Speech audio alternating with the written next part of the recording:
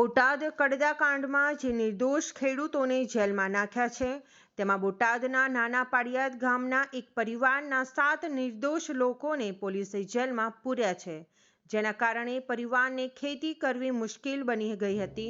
વરસાદની આગાહી, મજૂર ન મળવા જેવા કારણોથી બ્રિજરાજ સોલંકીએ ખેડૂતો સાથે અને આમ આદમી પાર્ટી બોટાદની ટીમ સાથે પરિવારજનોની મુલાકાત લીધી અને ખેતરમાં મગફળી અને કપાસ ઉપાડવામાં મદદ કરી હતી।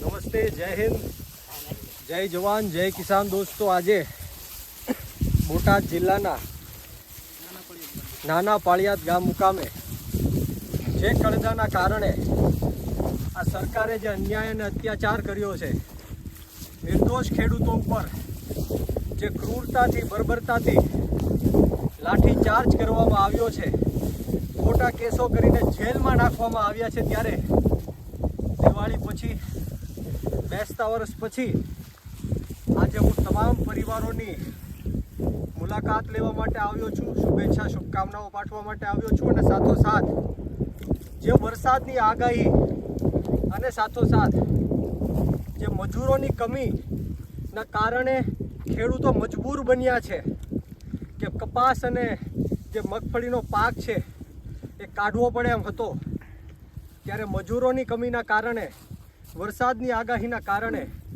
બોટાદ જિલ્લાના તમામ ખેડૂત મિત્રો અને સાથોસાથ આમ આદમી પાર્ટીના હોદ્દેદારો અને કાર્યકર્તાઓ, એક પરિવારમાંથી 7 વ્યક્તિઓ જ્યારે આ ભારતીય જનતા પાર્ટીની સરકારે એમને જેલમાં નાખ્યા છે, ત્યારે એમના ખેતરમાં અમે મગફળી ઉપાડવા માટે આવ્યા છીએ। અને આ સરકારને હું કહેવા માંગીશ કે તમે ખોટા કેસો કરીને જેલમાં નાખ્યા, પરંતુ આ ગરીબ અને પછાત સમાજના જે ખેડૂતો છે એમનો અવાજ દબાવવાનો નથી। તમે ગમે એટલા અન્યાય અને અત્યાચાર કરો, ખોટા કેસો કરો કે જેલમાં નાખો, અમે મજબૂતાઈથી આગળ વધશું। સમગ્ર ગુજરાતના 54 લાખ ખેડૂતોના હક, અધિકાર અને ન્યાય માટે લડત લડશું।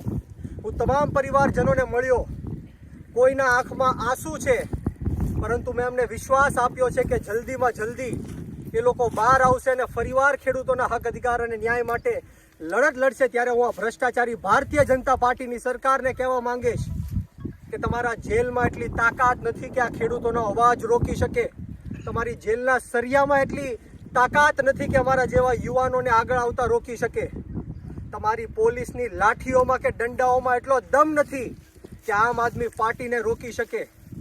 સમગ્ર ગુજરાતનો ખેડૂત, 54 લાખ ખેડૂતો અત્યારે બોટાદમાં જે કડદાકાંડ થયો છે એના કારણે જાગૃત થયો છે। બોટાદની અંદરથી જે ચિંગારી સમગ્ર ગુજરાતની અંદર આગ બનીને ફેલાઈ છે, ત્યારે હું ખેડૂત મિત્રોને કહેવા માંગીશ કે વર્ષોથી આ ભારતીય જનતા પાર્ટીની સરકારે અન્યાય અને અત્યાચાર કર્યો, પરંતુ હવે સમય આવી ગયો છે, આમ આદમી પાર્ટી તમારી પડખે આવીને ઊભી છે।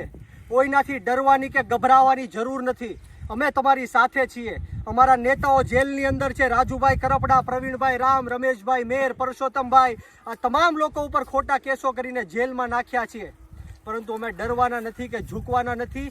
આવનારી 31 તારીખે દિલ્હીના પૂર્વ મુખ્યમંત્રી અને આમ આદમી પાર્ટીના રાષ્ટ્રીય સંયોજક અરવિંદ કેજરીવાલ સાહેબ અને સાથોસાથ પંજાબના લોકપ્રિય મુખ્યમંત્રી ભગવત માન સાહેબ જ્યારે સાયલા ખાતે ખેડૂતોનું મહાપંચાયત યોજાવા જઈ રહ્યું છે, ત્યારે આવી રહ્યા છે, ત્યારે સમગ્ર ગુજરાતના 54 લાખ ખેડૂતોને હું આહ્વાન કરવા માંગુ છું, હાકલ કરવા માંગુ છું કે આવો આપણે સૌ સાથે મળીને ખેડૂતોના હક, અધિકાર અને ન્યાય માટે લડીએ। અને આ તમામ ખેડૂતોનો આ તકે હું આભાર માનું છું, કારણ કે દુઃખના સમયમાં જે જેલની અંદર ખેડૂતો ગયા છે એના પરિવારની સાથે ઊભા રહેવાનું અમે કામ કર્યું છે। ખેતરમાં આપણે સમગ્ર ગુજરાતમાં જોઈએ છીએ કે દરેક ખેડૂતો જે જેલમાં ગયા છે એમના ખેતરોમાં જઈને કામ કરે છે, એમના પરિવારોની મુલાકાત લે છે, ત્યારે એમનો પણ આ તકે હું વિશેષ આભાર વ્યક્ત કરું છું અને આપને એટલી જ ખાતરી આપવા માટે આવ્યો છું કે અમે ખેડૂતોના હક, અધિકાર અને ન્યાય માટે છેલ્લા શ્વાસ સુધી લડી લેશું। તમે ગમે એટલો અન્યાય કરો કે અત્યાચાર કરો, અમારો અવાજ દબાવી નહીં શકીએ અને ખેડૂતોને ટેકાનો ભાવ મળે, સિંચાઈનું પાણી મળે, MSP મુજબ દરેક પાકનો ભાવ મળે, એ હેતુથી અમે સમગ્ર ગુજરાતની APMCઓમાં, માર્કેટિંગ યાર્ડોમાં ટીમો બનાવીને જાશું અને ખેડૂતોના હક અધિકાર અને ન્યાય માટેનો અવાજ બુલંદ કરશું. બોલો જય જવાન, જય કિસાન, જય જવાન, જય કિસાન. ભારત માતા કી જય, ભારત માતા કી જય. લડેંગે જીતેંગે, લડેંગે જીતેંગે.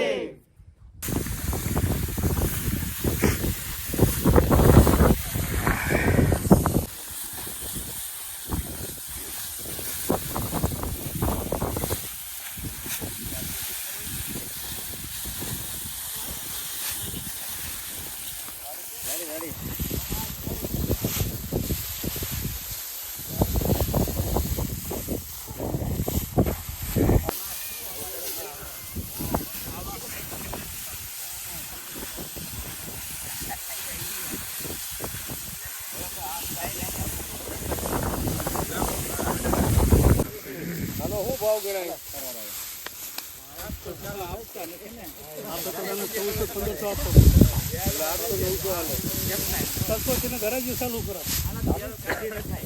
આમાં કરદો કરે છે એમ ને, મગફળીમાં કરદો કરે. હવે તમારે ખેડૂતને જીવવા નથી દેવાય એમ ને. 60-20 ગમે એમ કરીને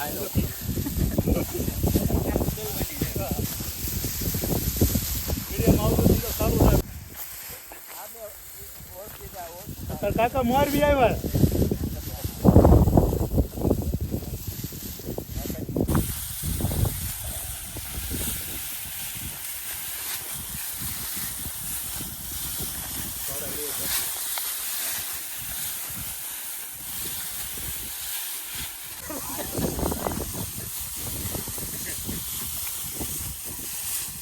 મારા પાડોશી લેવડાવવું પડશે ને.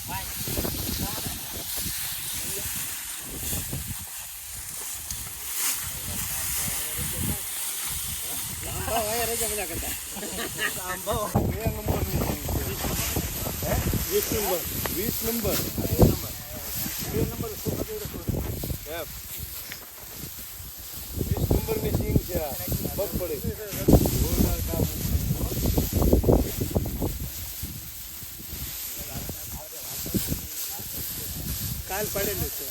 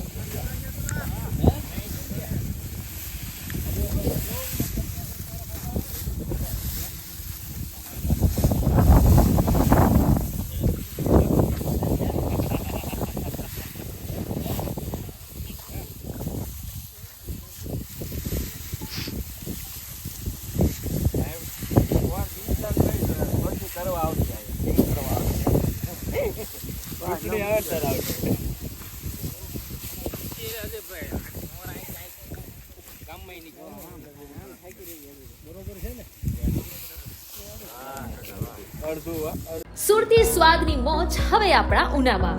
જી હા, હવે તમને આપણા ઉનામાં મળશે ગરમા ગરમ dosa authentic south Indian test સાથે પણ ગુજરાતી ટચ સાથે.